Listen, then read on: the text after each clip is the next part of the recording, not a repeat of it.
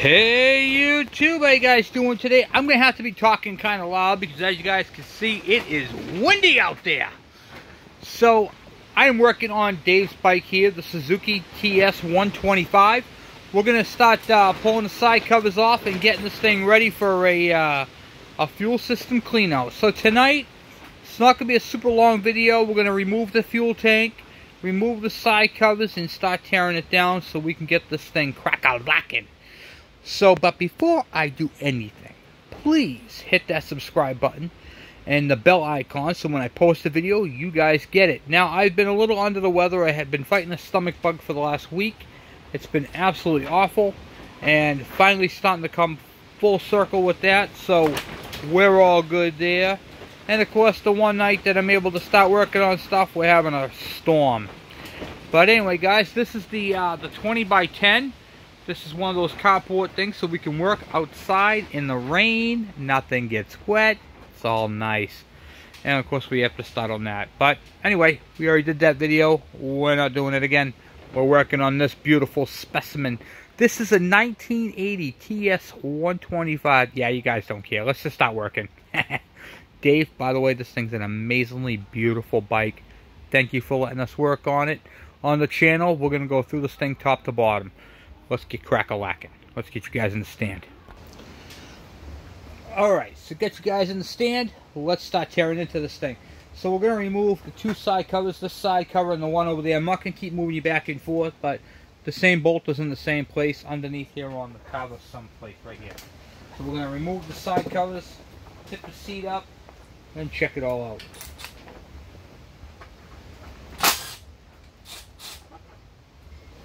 Love these M12s.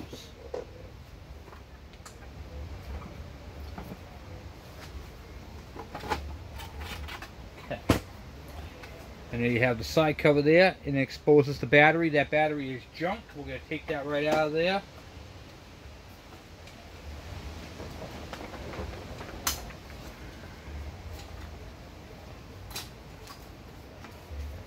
Little 6-volt battery. So if you guys have one of these TS125 6N4B-2A is your battery number.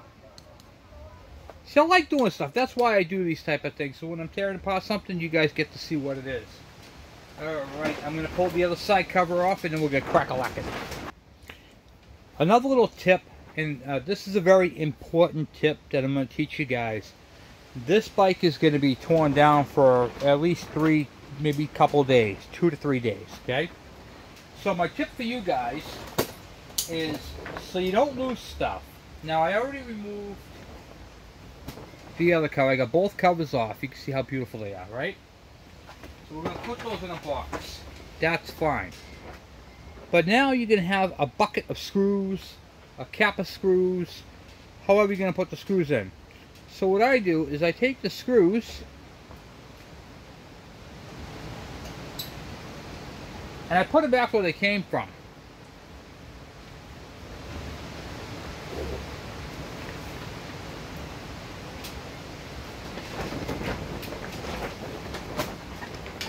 Now, when I go to put this bike back together, I don't have to look for the screws and rule of thumb, put them in 3 to 4 turns. That's it. That's all there is to it. Alright, so there's really nothing to see on the side of the bike. Let's get you guys onto the other side. Alright, so now you guys are down at the carburetor and then you got your air filter box down here. So you got your air filter box here on the side over here, and then you get your carburetor, your choke, your throttle, and your fuel line, your petcock and all that type of stuff. Cut the fuel line. Kevin, why are you just cutting the fuel line like that? So it can't be used.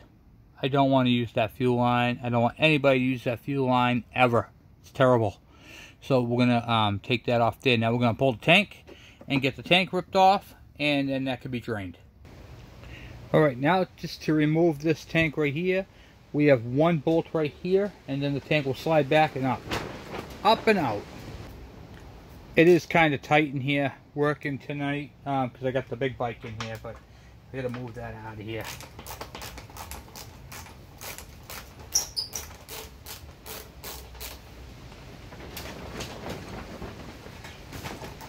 the whole bolt out with the spacer and all that. Then should be able to just take this tank because there's no other bolts.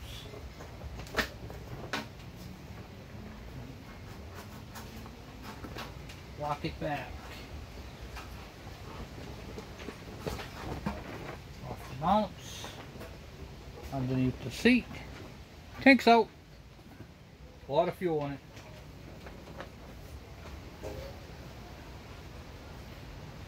Okay.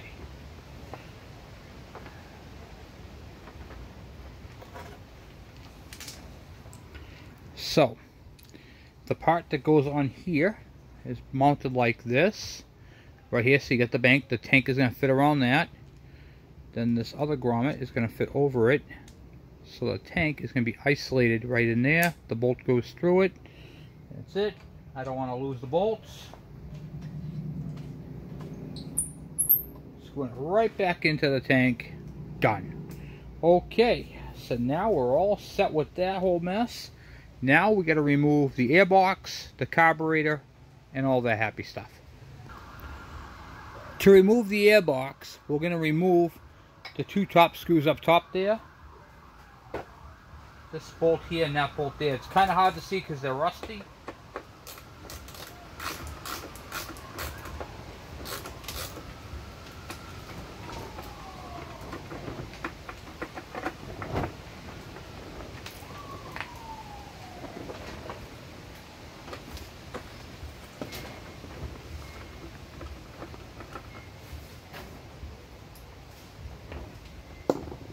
And that's where those bolts right there hang from. Then we'll move you down bottom. And we're going to remove the clamp. If we can.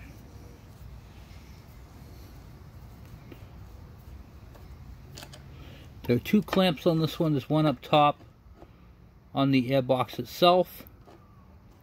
If you can get to it. Which is actually right there in between the cracks. I don't know if you can see it this way or not. It's just on that tube. Let me see if I can get you. Hold on. Bear with me. So you get your one clamp here. The other clamp is up top.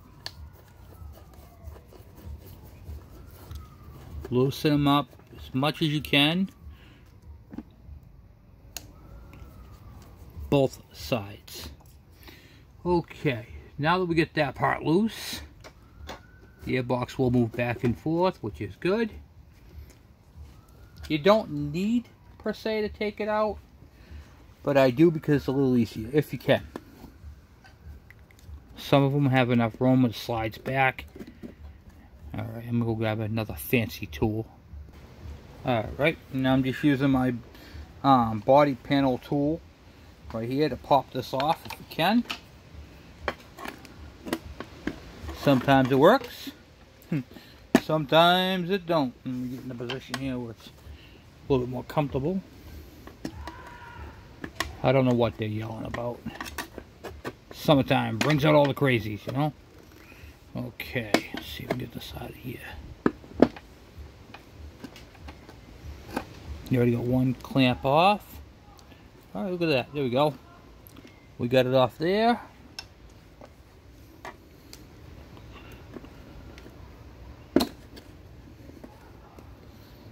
And we got it off the other end. Yep, perfect. This is why I loosen up the air filter assembly. Because now I can just push it off to one side and it's out. Okay, cool. You don't need to pull the air filter assembly out. You just want it loose so it has enough flexibility to go back. Okay? You want to be able to move it back. So what this does is it allows you, because you got that rubber grommet here, the boot, okay, the bellow, what they call it. You want to be able to pull that out. You can't pull that out if this is solidly mounted. What it can do is it can cause cracks and you can tear it. Alright, so next thing we're going to do is we're going to try to crack that top cover loose. Oh, it's already loose. Okay. Well, that makes short work of that. That shouldn't be that loose. That should be tight.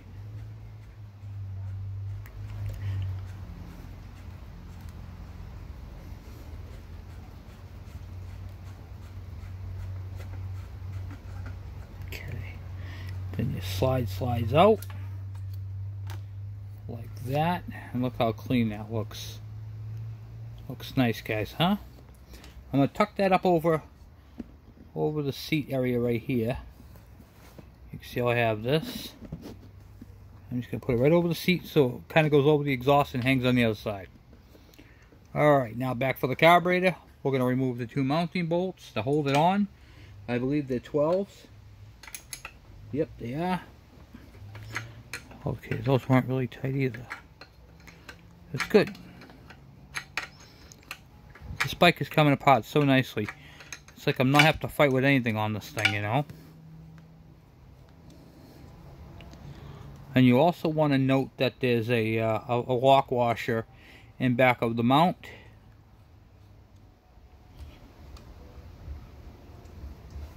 Now I can't take this all the way out because it's jammed up against there. So what we're going to do is we're going to go onto the other side of the bike and then loosen up the other side. I'll see if I can get it from here.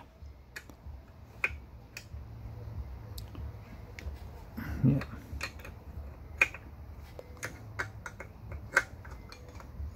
Actually just reaching my arm right over the seat doing it. This bike is coming apart so beautifully. I took earlier I took the airline and blew out all the crap that was underneath there.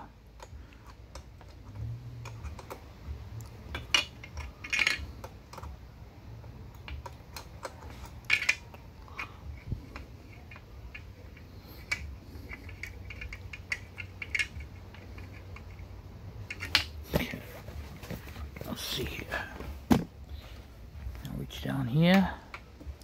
So I can slide it back now and get the rest of the bolt, the nut, the rest of the way off, and the washer. That in the box.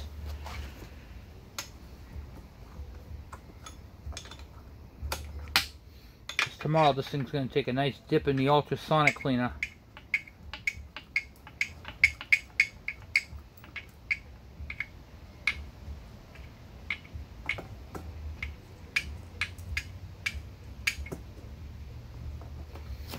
Okay.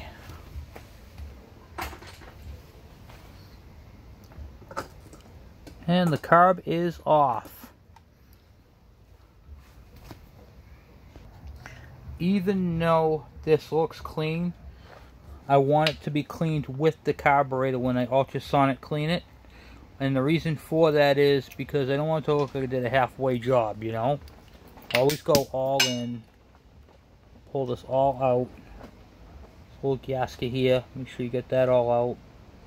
Be very careful, don't force things. This gasket right here was all bunched up underneath there, so this is an air leak right here, guys. I'm going to throw this in the ultrasonic cleaner for about 5 to 10 minutes and it will soften that up, and I'll throw a book on top of it and it'll flatten it right out. You want to keep this out too. See how all grungy it is? I just want this thing to look nice. And then of course the slide and the needle.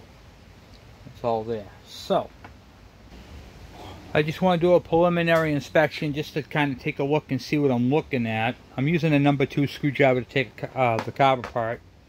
Okay, one thing that's always stood out to me on this bike is this large bolt. And it turns out it's the plug, so we're going to use a cap screw and make it look a whole lot nicer and neater than that. Other than that, the Makuni doesn't look bad at all. Choke function, so you're going to check the choke function. We pull the slide out, but sometimes the slides get stuck, so you want to check the bore. And we're going to go through this whole entire thing. This O-ring right here is flat, so we're going to replace that O-ring. And why is that a problem? So this thing sits up against there, and if this thing is flat and it's not, you know, sticking out a little bit, it may not seal. We want this thing to seal. This is the vent right here. Okay, so how it works is a little vent hole up underneath there, see it? And you can see all the stuff around it, which means that the needle and seat was leaking, and it came up through the vent, and that's kind of probably went around the last time this thing was ridden. And you can see how it was leaking some fuel up by the choke. So it definitely needs to be cleaned.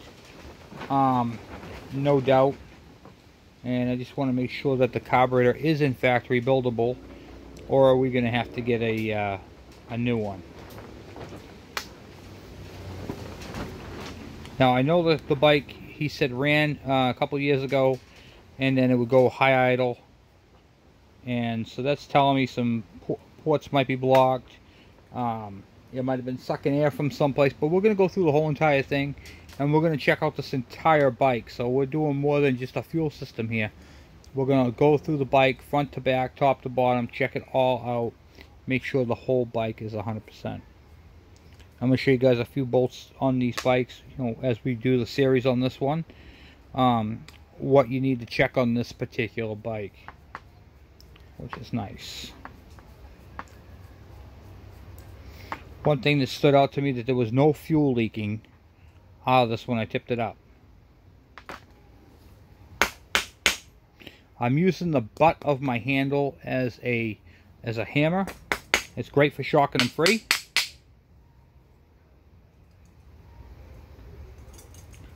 Oh, I'm surprised. Look at that. Not bad at all. Look at that. Beauty. Oh, yeah. Look at that. We got some grunge in there, but I think the ultrasonic clean will clean this thing up like new. Gasket looks good. That O-ring right there needs to be replaced. You can see the jets. And then, of course, we'll do the jet test. You guys remember that? When we flash a light and see if we have light through the main and the pilot. Okay, and you can see light through the main and the pilot.